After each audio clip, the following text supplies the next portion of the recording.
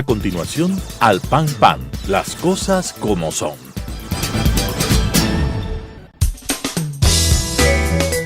Clasificación B, bajo supervisión de un adulto.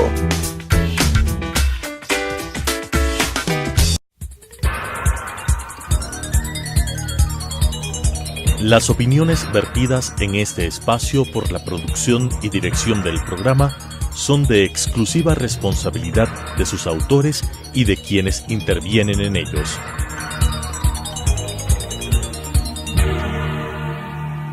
Telesucesos Canal 29 UHF presenta Al Pan Pan, las cosas como son.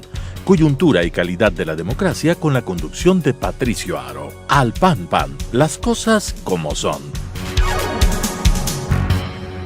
Cordiales saludos a la gran audiencia de Telesucesos, Canal 29, el canal diferente. Estos cordiales saludos por el agradecimiento permanente de quienes hacemos Al Pan Pan y decimos las cosas como son, por el que nos sigan día a día, semana a semana, a escuchar y a decir las cosas como son.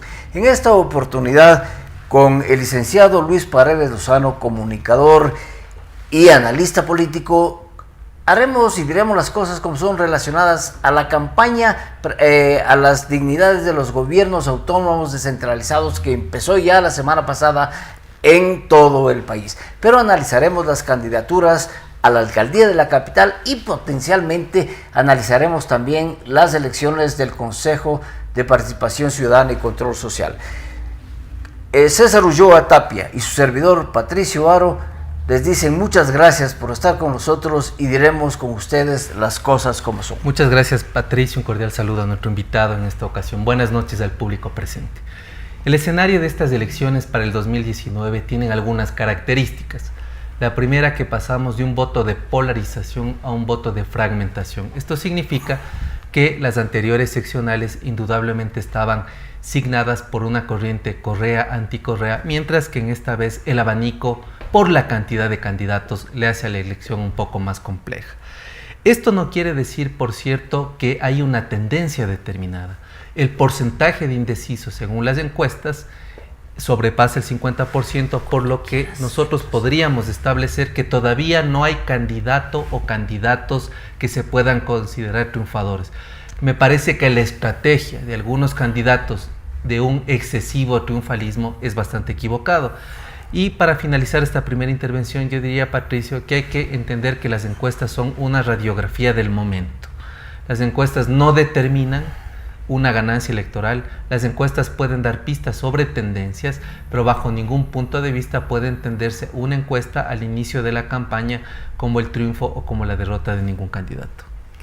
Esas encuestas, es cierto, demuestran simplemente la posición al momento, la radiografía en este momento. Si las elecciones fuesen el día de hoy, las elecciones a las autoridades de los gobiernos autónomos descentralizados, es decir, alcaldes, prefectos, concejales y consejeros, si serían hoy, habría una altísima indecisión. Todavía la gente no ha decidido el voto y potencialmente quien no ha decidido el voto son los millennials, es decir, los jóvenes que tienen otro concepto de la política, otro concepto de los candidatos, tienen otra forma de pensar en administrar un gobierno, centralizado o descentralizado, pero tienen otra forma de pensar. Bueno, muchas gracias por la invitación. Un gusto estar aquí en el programa Al Pan Pan, para decir las cosas como son. Yo creo que los millennials que están pesando por lo que pueden lograr en estas elecciones, están esperando más propuestas de los candidatos. Hemos visto una campaña llena de eventos, llena de espectáculos, llena de recorridos por los mercados de diferentes candidatos, pero hemos escuchado muy pocas propuestas en favor de la capital. Yo creo que la gente quiere saber un poco más a fondo qué va a suceder con el manejo del urbanismo, qué va a suceder. He escuchado muchas inquietudes, he visto en las redes sociales que hablan de que la campaña, la mayoría de los candidatos la basan en el sur de Quito, en el centro de Quito, pero que se olvidan del norte de Quito. hay una gran cantidad de mensajes que he visto yo en las redes sociales dirigidas a todos los candidatos. Dicen, bueno, ¿y las propuestas? ¿Y qué va a pasar con tales sectores de la ciudad? Entonces yo creo que la campaña todavía nos tiene que dar mucho más en propuestas para que ese alto nivel de indecisos, los millennials o simplemente la gente que está hasta cierto punto cansada de lo que ha sido en estos últimos años, sobre todo la campaña de espectáculos sin propuestas, donde solamente se ha buscado que determinados colores lleguen a dominar los consejos o las asambleas para simplemente que no haya debate, que haya simplemente propuestas polarizadas. Yo pienso que eso es lo que está esperando la ciudadanía, más propuestas para que se pueda discernir de mejor manera el voto. Yo creo, Patricio, que también el análisis de las seccionales pueden mirarse introduciendo dos elementos. La primera, que sería importante que la ciudadanía comience a distinguir las propuestas de los candidatos entre quienes han venido trabajando un plan para la ciudad y quienes coyunturalmente han decidido que deben ser candidatos. Y esta es una cosa grave porque hay personas dentro de los candidatos que sí tienen trayectoria, que sí tienen experiencia, que tienen credenciales éticas incuestionables, y hay otros candidatos que parece que por consentimiento propio decidieron ser candidatos. Yo creo que ese es un elemento que podría servir. El segundo elemento, a mí me parece que hay un déficit en términos de comunicación política en la medida que los candidatos no saben escoger los medios, los canales, ni el número de veces en que pueden trasladar un mensaje. La segunda, no hay un mensaje claro. La tercera, me parece que no hay una adecuada segmentación de audiencias, es decir, se confunde las realidades del sur, del centro, del norte, de los valles, del urbano y de lo periférico, como que si fuese lo mismo. Entonces yo creo que estos dos elementos también complejizan un poco más la campaña, Patricio. Sí, en efecto es así, pero también es importante decir que las redes sociales empiezan o han tomado ya una importancia trascendental en la campaña electoral. Vemos nosotros permanentemente que los candidatos, las redes están abiertas a todos los candidatos de los cantones más pequeñitos, de las parroquias más pequeñitas, están ya haciendo su campaña a través de las redes. Y el juego precisamente en las redes abre el espectro de la comunicación y permite hacer análisis positivos y negativos en favor y en contra. Yo quisiera destacar un momento en las redes que hay algunos candidatos que han sido, yo no diría denunciados, pero se les ha puesto sobre la mesa que plagiaron sus spots publicitarios. Y de esos spots de campañas realizadas en España o de campañas realizadas en otros países ajenos al Ecuador, son las mismas campañas. Pero también quiero destacar un hecho. Uno de esos candidatos que ha sido cuestionado por plagiar una campaña, también a través de las redes dice: yo no conocí, lamento y retiro este momento esa comunicación que ha sido tomada con la idea de otra campaña exterior. Entonces, eso es destacable de alguna manera y quería destacar yo también ese elemento, las redes sociales como un elemento muy importante en la campaña electoral. Las redes sociales es un fenómeno comunicacional que yo creo que todavía no se ha llegado a entender, a dominar en toda su magnitud, porque en las redes sociales la gente es capaz de exponer cualquier cosa de acuerdo a lo que sienta o de acuerdo a lo que piense. Asimismo, las redes sociales tienen una cobertura prácticamente total de un mensaje que algún político, candidato o persona pueda ubicar ahí. Es fácil identificar cuando se dan estos cruces de similitudes de campañas ahora, porque es un foro que está expuesto al acceso de todas las personas. Ni siquiera discrimina edades, porque hay jóvenes que simplemente cambian su edad al momento de abrirse un Twitter, un Facebook, y tienen acceso a informaciones que a veces no necesariamente lo deberían tener. Entonces, ¿qué es lo que vemos en las redes sociales? volvemos a lo que se mencionó en la primera parte de la conversación. Muy pocas propuestas, vemos mensajes emocionales. Lo que más se puede ver en las redes sociales es el candidato abrazando a las personas que están en el mercado, es el candidato caminando por las calles, sonriendo, dando la mano besando a todo el a los mundo, niños. besando a los niños, pero propuestas muy poco. El candidato sentado con los comités de los barrios, les están escuchando, pero no hay una base sobre la cual el elector pueda decidir y decir, sí, por esta persona quiero yo dar mi voto, por esta situación. Lo único que está guiando a los electores, a mi forma de ver, es la trayectoria de los candidatos y la trayectoria de los partidos políticos a los cuales pertenecen. Eso es lo que nos está entregando las redes sociales, pero no nos está entregando ningún mensaje. Nos está entregando las imágenes de uno de los candidatos que hace eventos, conciertos, de otro que hace recorridos, de otro que dice, bueno, yo ya tuve una alcaldía importante y lo demostré, pero yo vuelvo a insistir, de todo el recorrido que yo he hecho en esta etapa de elecciones en las redes sociales, muy poca propuesta.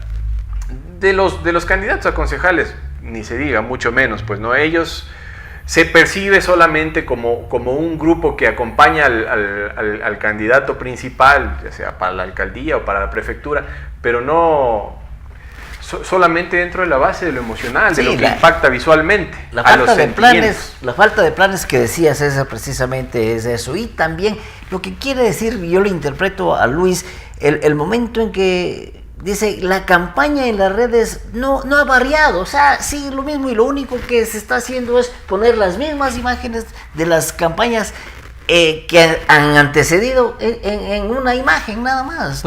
Podría interpretarse así. Bueno, Patricio, yo creo que ningún candidato puede inventarse el agua tibia en la medida que los estudios de mercadeo electoral son los mismos para cualquier candidato en el mundo que haga de la investigación una etapa previa a lo que significa entender el comportamiento del elector.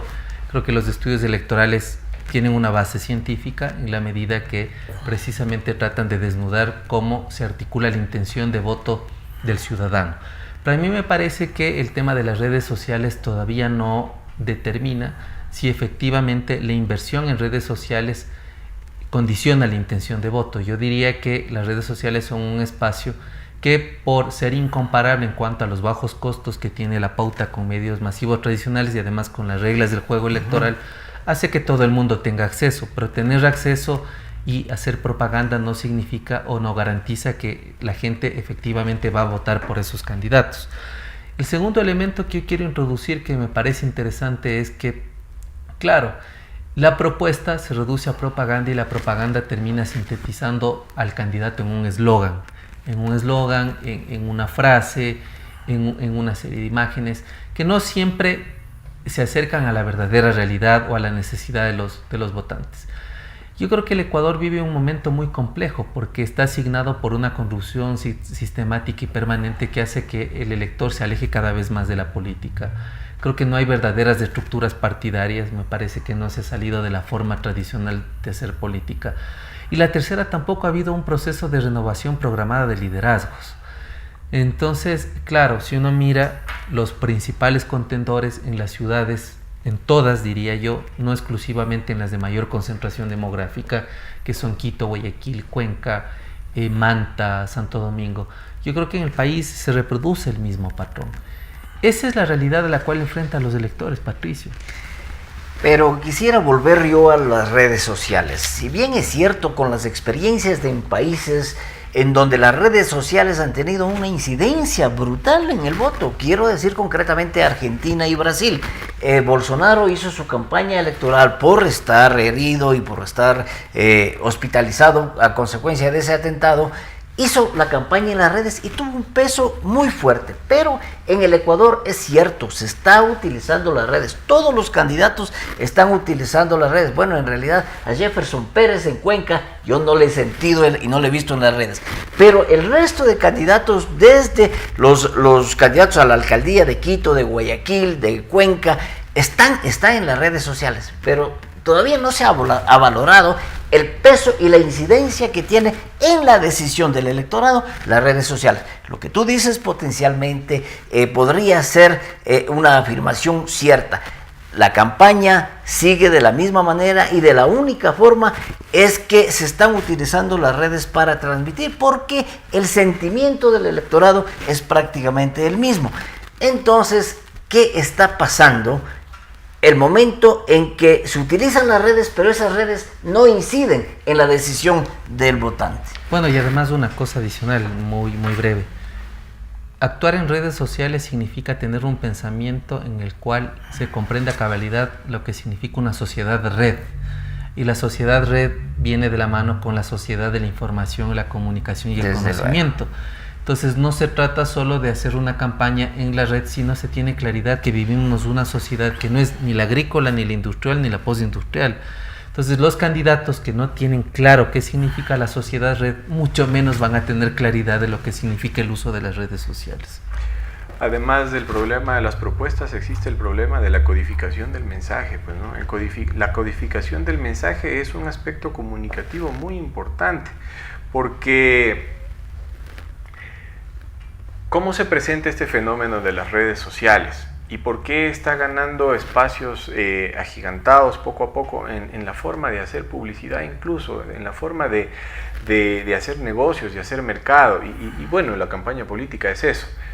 El ritmo del mundo, el ritmo del mundo en que vivimos siempre nos ha presentado la dificultad del horario, para de pronto, por nuestras ocupaciones, poder ver un noticiero completo en la televisión, o poder escuchar un programa radial, o poder comprar la edición de tal periódico donde estaba tal noticia que a mí me interesaba conocer. Ahora tengo la facilidad de tener un artefacto electrónico en el bolsillo, en el cual cuando yo tengo tiempo, cuando yo tengo espacio, lo saco, reviso las noticias que me interesan, reviso las propuestas de los candidatos que me interesan, reviso la música que me interesa, sin necesidad de estar atado a un estéreo. Entonces,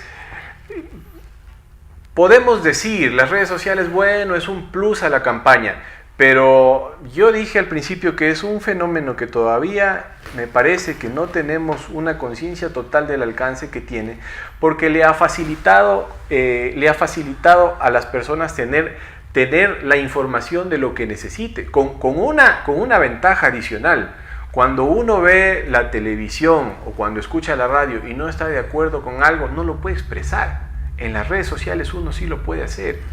Y las personas que siguen las redes sociales verifican ese mensaje que puso un determinado individuo y le dan su me gusta, le dan el comentario, le agregan información, lo que crea una red más amplia de información, lo que crea una red más amplia de satisfacción al buscar información en las redes sociales. Entonces, el problema es la construcción del mensaje que estamos proyectando en las redes sociales. Es un mensaje muy repetitivo. Todos los candidatos utilizan absolutamente la misma forma, la fotito con las banderas, pero volvemos a decir, pues no es muy poco lo que estamos diciendo. Lo que sí encontramos es las noticias de los medios de comunicación, que todos tienen su presencia en las redes sociales, los periodistas que todos tienen su presencia en las redes sociales, y eso es lo que contribuye a que el elector promedio pueda hacerse hasta cierto punto un criterio para tomar tal o cual tendencia, refiriéndonos a los indecisos. Ahora, Patricio, indudablemente el tema del uso de la información, la comunicación y el conocimiento nos remonta a la campaña que ha sido considerada como la más exitosa en cuanto al manejo de redes sociales, que fue la primera candidatura de Barack Obama, en donde se crearon una serie de instrumentos, incluso de financiamiento, como el crowdfunding, es decir, que la gente iba donando de $1 a la campaña, el manejo de la Big Data, es decir, segmentar audiencias dentro de la misma red por patrones de comportamiento, usos y hábitos de consumo de Internet, y también cierto apego, ¿no?, a determinada corriente ideológica. Sin embargo, claro, en un mundo donde la información es cuantificable y se actualiza en cuestión de segundos, la exposición es clara. El lío de Donald Trump con el manejo informático, donde hasta ahora se investiga o no la participación de Rusia, es el fake news, es decir, cómo las candidaturas a través de campaña sucia o campaña negra, que se llama, comienzan a endilgar ciertas cosas que no son ciertas en el otro candidato. El otro tema es de la virtualidad, o sea, hasta qué punto las redes pueden transmitir lo que en la realidad sucede. Y en la virtualidad el candidato puede hacer uso de una serie de recursos y de efectos para maquillar una realidad que no existe en las propias y legítimas necesidades de los ciudadanos. Lo de Bolsonaro es un hecho concreto, ¿no? La política se reduce a 5 o 6 segundos, 10 segundos, 15 como mucho, en mensajes de redes sociales. Sí, en efecto, pero ¿por qué no sucede lo mismo en el Ecuador? Luis nos decía que lo que se está haciendo es poner el póster, el spot, el gráfico de la campaña en las redes sociales. Es la misma imagen que ponen en los postes de la ciudad, están poniendo en las ciudades. Entonces, sí, no se dinamiza lo que puede, no se utiliza al máximo esa dinámica que puede producir también esa comunicación de lado a lado. Es decir, no está abierto un diálogo entre el candidato y los cibernautas. No, simplemente el candidato pone su spot y su eslogan de campaña, pero no hay una retroalimentación a lo que dicen todas las críticas sobre ese, o a todos los comentarios sobre ese mensaje puesto por un determinado candidato. También debería haber esa reciprocidad y esa retroalimentación para que exista una comunicación que permiten las redes. Es decir, ya no hay un comunicador, un emisor de mensajes y un receptor, pero también hay obstáculos que impiden eso, lamentablemente, y esos obstáculos son puestos por los propios candidatos.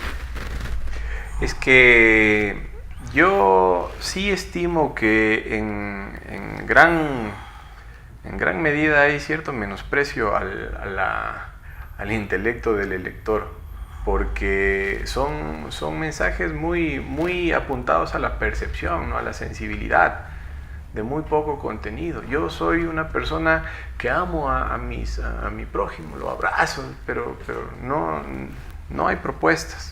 No hay propuestas, es la construcción del mensaje, lo que yo mencioné hace unos minutos. Y es porque lamentablemente nos estamos acostumbrando a que el palmarés del político que llega al puesto de representación sea porque ha manejado espacios de fama en la televisión, en la radio o en foros de espacios sociales, pero las propuestas están para cierto sector de los electores tornándose o se tornaron a algo secundario. Y por eso precisamente la búsqueda de personajes de la televisión, de futbolistas, de gente de la fama y de la farándula, para que completen las listas de los candidatos, ¿no? Yo diría, Patricio, que los candidatos están en deuda en lo que yo considero un decálogo. Primero, ¿qué nos están diciendo en materia de movilidad? Segundo, ¿qué queremos escuchar en materia de transporte? Tercero, ¿cuál es la propuesta en materia de seguridad? Cuarto, ¿cuál es su criterio acerca de las distintas expresiones de violencia? Quinto, ¿qué se está proponiendo en tema de cultura o economía naranja? 6, ¿por qué Quito no es una ciudad con conectividad? 7, ¿qué pasa con la dinámica económica de los quiteños? 8, ¿cuál es la propuesta de medio ambiente? Quito está dentro de las ciudades más contaminadas y contaminantes de América Latina. 9, ¿qué pasa con la población en vulnerabilidad? Y 10, ¿cuál es el pacto o el acuerdo social de gobernabilidad a largo plazo?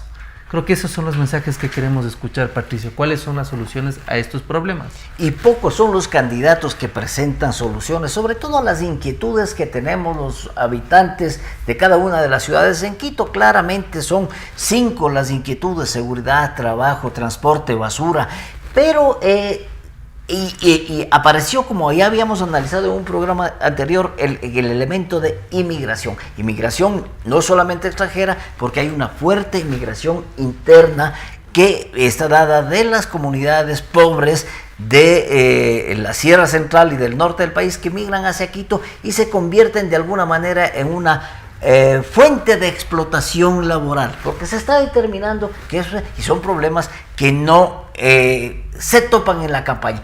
En efecto, no hay planes, como también se ha dicho aquí, no existe un plan. Creo que 1 o 2 candidatos tienen planes diseñados, pero para solucionar los problemas de la ciudad no existen planes. Es uno de los grandes problemas que está presentando la ciudad en los últimos meses, ¿no? El incremento de las personas que han migrado a vivir a la capital. Y realmente, como bien lo mencionaba, no hay propuestas alrededor de cómo se va a tratar este tema tan delicado. El incremento de la delincuencia ha sido una de las consecuencias inmediatas. Sería bueno que los candidatos pudieran construir mensajes mejor elaborados para que los votantes tuvieran espacio a tomar decisiones correctas en bien de lo que va a ser el porvenir de la ciudad. De esta manera, con el licenciado Luis Paredes Lozano, comunicador y analista político, con César Ulloa Tapia y su servidor Patricio Aro Ayerbe, hemos dado un mensaje a los candidatos a los gobiernos autónomos descentralizados y hemos dicho las cosas como son. Al pan, pan. Las opiniones vertidas en este espacio por la producción y dirección del programa son de exclusiva responsabilidad de sus autores y de quienes intervienen en ellos.